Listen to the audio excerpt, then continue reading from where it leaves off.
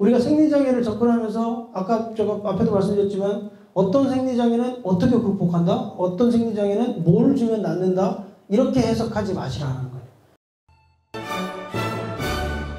자, 오이에서 고과를 얘기하는 거예요. 이 고과는 사실 영양학적으로, 영양생리적으로 다루기가 되게 불편한 겁니다. 사실. 왜 불편하냐면 원인도 알겠고 다 알긴 알겠는데 예를 들면 그냥 반론을 제기해보면 이런 거예요. 오이가 이렇게 꼬부라졌어요. 이 꼬부라진 오이는 길게 쪽 뻗은, 일자로 쪽 뻗은 오이에 비해서 맛이나 영양적인 측면, 영양 가치적인 측면에서 떨어질까요? 아니면 똑같을까요? 똑같아요. 그냥 얘도 오이예요. 얘도 오이고 맛도 똑같고 영양분도 똑같아요. 다만 뭐가 문제다? 모양이 문제죠. 그러니까 이게 대한민국의 농사를 지시는 분들이, 농민들이 힘든 이유 중에 하나입니다. 예를 들어 여러분들이 유럽이나 이런 다른 나라의 시장에 한번 가보세요. 그 사람들은 오이가 쭉 빠진 오이는 그렇게 뭐 흔하지도 않을 뿐더러 오이가 꼬부라지든 길게 뻗었든 뭐 하든 그냥 저울에 달아서 얼마 이렇게 팝니다. 근데 우리나라는 얘를 수확을 하면 시장에 낸다 못 낸다? 못 내요. 심지어 여러분들 생각해 보세요. 애호박 여러분들이 시장에 살아가시면 애호박 농사 하시는 분들도 계실 수 있겠지만 애호박 다 비닐캡 씌워져 있죠. 그거 왜 씌웁니까? 꼬부라지지 말라고 씌우는 겁니다. 무슨 뭐 외부로부터의 농약의 그건 다 부수적인 겁니다. 초창기에는 비닐로 커버링한 게 아니라 플라스틱 캡으로 씌웠습니다. 플라스틱 캡으로 씌워서 그 캡 안에서 자라라는 거예요. 일자로. 꼬부라지면 나 너 못 판다. 이 의지가 있는 거죠. 우리나라 도시에 있는 소비자들은 꼬부라진 애호박과 꼬부라진 오이는 사지 않아요. 실제로. 그러니까 이렇게 가다가 부딪히면 이렇게 해서 거기 통을 채우는 거죠. 약간 불투명한 부연색의 캡으로 씌웠어요. 플라스틱 캡으로. 근데 비싸요. 상대적으로. 그래서 지금 밖에 있는 게 비닐입니다. 비닐로 바뀐 거고요. 예전에 수박도 그런 시도를 많이 했죠. 이쪽 남원인가 담양인가 그쪽에서 그 네모난 수박, 그죠? 틀에다가 어릴 때 틀에다가 집어넣어서 네모난 수박으로 만드는 거죠. 그런 식으로 모양을 만드는 거예요. 그렇게 모양을 만드는데 어쩔 수 없죠. 이게 우리의 현실이니까. 그나마 오이는 캡을 안 씌우는 거에 성공했으니까 우리나라는 다행입니다. 근데 오이가 예를 들어서 예전에 비하면 여러분들이 시장에서 꼬부라진 애들을 만나는 게 그렇게 흔하지 않죠. 예전에는 꽤 많았고 농가에서도 그거를 많이 버리기가 아까우니까 모아서 좀 싸게 팔기도 하고 그랬습니다. 근데 지금은 오이 농가들이 그렇게 고가가 많이 안 나와요. 예전만큼은 나오긴 나오지만 많이 안 나와요.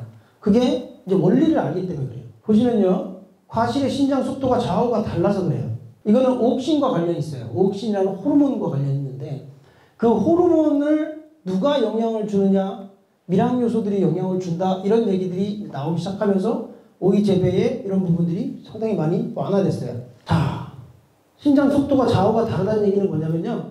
옥신이라는 호르몬이 오이가 이렇게 있으면 전면적에 오이가 조그만 때 전면적에 고르게 분포되어 있으면 똑바로 쫙 자라요. 외부에 다른 요인이 없다고 가정할 때 쫙 자라요. 근데 만약에 이쪽 편에는 옥신이 많고 이쪽 편에는 옥신이 좀 적어요. 그러면 똑같이 자라면 옥신이 많은 쪽이 더 잘 자랍니다. 옥신은 자라게 하는 호르몬이니까. 그러니까 이쪽 편에 옥신이 더 많고 이쪽 편에 옥신이 좀 부족하면 얘가 이렇게 밀려나가요. 고가의 원리는 이렇게 되는 거예요. 그래서 중국의 옛날 책을 찾아보면 뭐라고 써있냐면 오이가 꼬부러지려고 할 때 이쪽 반대쪽을 바늘로 콕콕콕콕 찔러줘라. 이런 얘기 써있는 게 있어요. 그러면 이제 여기 세포가 몇 개 죽으니까 상대적으로 이쪽은 더디게 자라고 이쪽이 좀 더 펴지는 거죠. 이렇게. 그러니까 결국은 자라는 속도와 관련돼 있다. 그러면 자라는 속도를 맞춰주는 호르몬은 옥신이니까 그 옥신을 잘 이동하게 하고 잘 배분되게 만들면 상대적으로 덜 꺾어지지 않겠나? 지금 그렇게 접근되어 있는 거고요. 농가들은. 그 다음에 뭐 병충해로 손상을 받거나 초세가 약하거나 앞에서 계속 보시면 초세가 약할 때 생리장애 나온다 이런 얘기들 많아요. 그러니까 초세가 강하다 약하다라는 말의 표현을 여러분들이 예를 들어서 이런 거죠. 우리가 질소를 많이 주면 초세가 세죠. 이거는 초세가 세다고 표현하는 게 아니고 원래 그냥 과곡무 너무 많이 웃자라고 있는 걸 얘기하는 거. 이런 데서 얘기하는 초세는 나무의 세력 애가 괜찮냐 이런 얘기를 하고 있는 거예요. 전반적인 밸런스나 균형이 좋냐 나쁘냐 이런 걸 얘기하는 거예요. 초세가 약해지거나 동화 기능이 감소하고, 동화 기능이 감소한다는 얘기가 초세가 약해진다는 얘기예요. 고가벌석이 많아진다. 힘들면 꼬부라뜨린다. 이렇게 이해하시면 돼요. 마찬가지로. 아까 우리가 오이에서 고추에서 기형과가 많이 나온 것과 마찬가지로 오이에서도 힘들면 꼬부라뜨린다. 이렇게 이해하시면 돼요. 과일 간의 양분 젠탈이 심하기 때문에 그렇다. 오이는 우리나라 토경재배에서 일반적으로 오이를 심어놓고 쫙 대공이 올라오기 시작하면 7번 정도까지 이파리를 따버리고 8번부터 오이를 달기 시작해요. 마디에서 뭐 조금씩 지역마다 다르지만 달기 시작했을 때 오이를 나무 한 줄기에 동시에 몇 개까지 달까요? 오이 재배하신 분들. 예를 들면 우리나라 같은 경우에 보통 3개 정도 답니다. 동시에 키우는 애들을 3개 또는 4개, 많이 달면 4개. 그리고 그 위에를 제끼시는 분들이 있고 그냥 끌고 가시는 분들도 있어요. 그냥 끌고 가면 그 위는 꼬부라질 가능성이 많아요. 힘들다 이런 얘기. 예를 들면 애호박. 애호박은 나무 한 줄기 심어놓고 이렇게 유인을 해놓으면 2개 이상은 절대 달지 않아요. 2개가 넘어서고 3개째가 되면 낙과를 시킵니다. 힘들어한다는 얘기예요. 그러니까 결국은 양분간의 쟁탈이 심하기 때문이다. 오이가 꼬부라지거나 고추가 꼬부라지거나 뭔가가 꼬부라지거나 찌그러지면 첫 번째 우리가 생각해야 될 건 과일 간의 양분 쟁탈. 지금 네가 가지고 있는 능력치에 비해서 달려있는 과일이 너무 많구나. 이렇게 봐주셔야 된다. 우리 털든 아니면 뭔가를 더 주어서 애를 더 힘을 북돋아주든 판단을 하셔야 되는 거죠. 여기도 마찬가지예요. 병축에 뭐 이런 거 잎을 건전하게 해준다. 동화 능력을 높이기 위해서 충분한 제식거리를 두고 뿌리가 양수분 흡수할 수 있게 경토를 깊게 하고 유기질이 풍부한 토양을 만들어준다. 관리 잘해라 그런 뜻입니다. 그러니까 대책을 보시면 대부분 다 관리를 잘하세요 라는 쪽으로 다 묶인다는 거예요. 그러니까 각각의 원인들이 약간씩 차이는 있고 증상은 약간씩 차이는 있지만 그 대책을 보면 대부분 다 잘 관리해라 그런 얘기예요. 뾰족과 선세과 이거는 수정된 이후에 애가 약해서 그냥 정상적으로 자라지 못하는 겁니다. 그러니까 이것도 결국 세력이 약해서 동화 양분이 현저하게 모자라서 수정장애가 일어나서 잘 비대가 안 됐다. 이렇게 얘기해요. 야간에 보온을 하고 꽃가루가 잘 나오게 관리하고 관수를 알맞게 하고 생육을 양호하게 하고 환기를 철저히 해주고 고온장애를 피한다. 잘 키워라 그런 얘기입니다. 그래서 초세가 중요합니다. 초세. 환경관리가 어느 정도 된다 그러면 초세가 중요해요.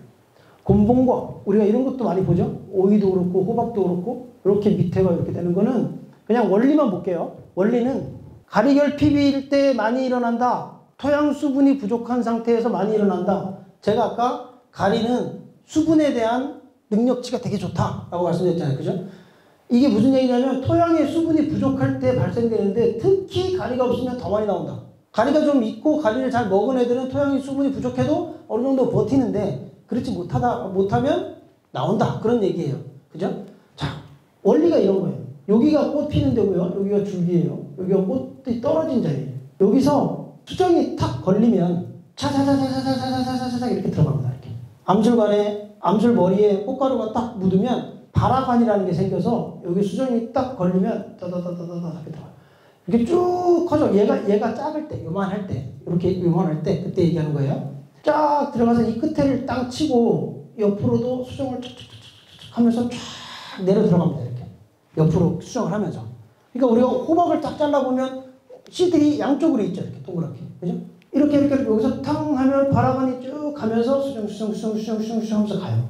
가는데 한 반쯤 왔는데 우리 기준 말고 얘 기준에 몸에 수분이 좀 부족한데 목마른데 이런 느낌이 탁 들면 이 발화관을 여기서 스톱시킵니다. 그만 가. 물 없어 지금. 이렇게 스톱을 시키면 얘가 조그말 때는 티가 안 나고요. 조그말 때는 티가 안 나고 여기서 스톱이 됐으니까 이 밑에는 지금 수정이 안 됐고 이 위에는 수정이 된 거잖아요. 그러니까 수정이 된 거는 정상적으로 비대를 하고 수정이 안 된 데는 비대를 잘 못해요. 근데 사람은 호박이 달려있는데 이렇게 밑에는 어느 정도 내가 원하는 사이즈 정도 됐는데 위에는 좀 약해. 그럴 거잖아요. 비대가 잘 안 되니까. 그러면 어떻게 하죠? 위에가 커질 때까지 기다리게 되죠. 기다리게 됩니다. 계속 기다리면 밑에는 수확 시기가 지났으니까 점점 더 커지고 위에는 수정 때문에 커지는 게 아니라 그냥 과육이 약간 커지는 정도 수준. 그래서 이런 모양이 됩니다. 그래서 저런 모양의 곤봉과가 만들어지기 시작했다. 위에는 가늘고 밑에는 좀 굵은데 그러면 사실은 냉정하게 보면 기다린다, 딴다. 따야 된다 그냥. 어차피 시장에 못 파는 겁니다. 저거. 아무리 키워도 얘가 얘랑 똑같이 비례될 확률은 제로다. 따내셔야 됩니다. 자, 토양이 부족한 상태에서, 수분이 부족한 상태에서 가리결핍 있을 때 많이 생긴다. 이렇게 연관 지으시라고 제가 말씀드렸어요. 수분하고 가리하고. 화분 발화를 내면서 신장하는 도중에 활력이 낮아지면 죽게 된다. 건조하다고 느끼면 죽는 거예요. 먼 쪽인 꼭지 쪽에서 씨앗이 잘 형성되지 않아? 제가 좀 설명한 겁니다. 여기 수정이 안 됐다. 대책 볼게요. 대책. 양수분 관리 철저하게 해서 초세 역할을 막는다. 보온 환기 철저하게 해서 화분 활력을 높게 하고 수정이 잘 되게 한다. 비료분이 떨어지지 않게 하고 칼리가 부족하지 않게 한다. 앞에 거랑 대책은 다 똑같죠. 그죠? 초세를 약하게 하지 마라. 그냥 그런 거. 잘 자라게 관리 잘해라. 그런 느낌. 자, 그 다음에 요건 조금 빨리 갈게요. 어깨 빠진 거. 이 어깨 빠진 거는 그냥 질소가 너무 많아서 얘가 정상적으로 큰다기보다는 너무 길게 자라는 데에 집중하고 있는 거예요. 그래서 여기가 흘러내린 것처럼 보이는 거죠. 너무 과하게 길어지고 있는 거예요. 그래서 보통 질소가 많고 그럴 때 많이 나온다 이렇게 얘기합니다. 그래서 질소 과잉을 피하고 나머지는 잘 해줘라 그런 얘기고요. 생리적 낙관은 아까 앞에서 말씀드린 것처럼 뭐 그래요. 질소가 많은 경우는 유난히 질소가 많으면 왜 생리적 낙관가 생기냐면 얘가 과를 키우고 싶은 생각이 별로 없고 나무를 키우고 싶은 생각 쪽으로 자꾸 돌아서기 때문에 그래요. 그래서 이런 경우에는 질소를 끊고 인산이나 가리 쪽 다른 양분들을 집어넣어줘서 얘를 돌려 세워야 됩니다. 그걸 이제 우리가 어려운 용어로는 생식생장으로 돌려 세운다 뭐 이렇게 얘기하는 거죠. 영양생장에서 생식생장으로 돌려 세운다. 질소가 너무 많으면 영양생장, 몸체를 키우고 잎을 키우고 하는 거에 너무 집중하기 때문에 나는 지금 꽃을 피우고 싶은 생각도 없고 내 새끼를 키우고 싶은 생각도 없고 나는 일단 내가 좀 커야 되겠다라고 생각하는 시기. 그 시기를 얘기하는 거예요. 그 다음에 나머지는 이제 뭐 전반적으로 뭔가 안 좋을 때 그럴 때 털어낸다라는 거고요. 자, 그래서 중요한 거는 초세 관리예요. 나무의 전체적인 초세를 어떻게 관리해 갈 거냐가 중요한데 아까 제가 지금 생리장애를 먼저 보여드린 이유는 양분을 하기 전에 먼저 보여드린 이유는 우리가 생리장애를 접근하면서 아까 제가 앞에도 말씀드렸지만 어떤 생리장애는 어떻게 극복한다? 어떤 생리장애는 뭘 주면 낫는다? 이렇게 해석하지 마시라는 거예요. 그렇게 해석하지 마시고 책에는 여러 가지로 써있긴 하지만 결국은 나무가 힘들면 그렇다는 거죠. 그 나무가 힘든 이유 중에 몇 가지 예를 들어 끝썩음은 칼슘 쪽에 포인트가 좀 꽉 찍혀 있고 뭐 다른 거는 가리 쪽에 포인트가 좀 꽉 찍혀 있고 하긴 하지만 전반적으로 봐야 된다는 거예요. 종합적으로. 그러니까 나무의 세력이 여러분들이 이렇게 접근하시는 거예요. 우리 그렇게 하고 있는데 예를 들어 아까 제가 고추가 위에 상단부를 보니까 밭에 가서 돌아다니다 보니까 상단부가 보니까 떨어지는 애들도 있고 꼬부러진 애들도 있어요. 이럴 때 아 이거 누가 가리를 주면 괜찮다 그랬어. 그래서 가리만 주려고 생각하지 마시라는 거예요. 어차피 종합적으로 다 가야 된다. 종합적으로. 왜냐하면 가리 혼자 할 수 있는 일이 없어요.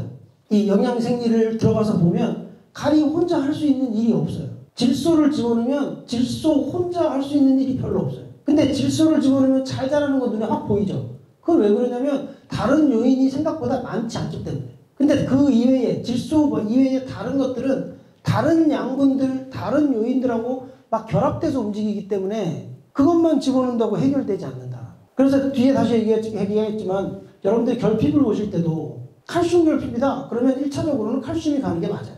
근데 가리 결핍이다 라고 보여줬을 때 가리 결핍이다 라고 판단했을 때 가리만 가면 낭패를 겪을 가능성이 많습니다. 왜냐하면 가리 결핍이라는 얘기는 전반적으로 뭔가가 지금 부족하다라고 판단하는 게 맞다. 그러면 칼슘 결핍은 칼슘을 공급한다. 오케이. 가리 결핍이다 라고 판단됐으면 추비가 늦었다 라고 판단하는 게 맞다. 다르게 조금 더 넓게 해석해달라.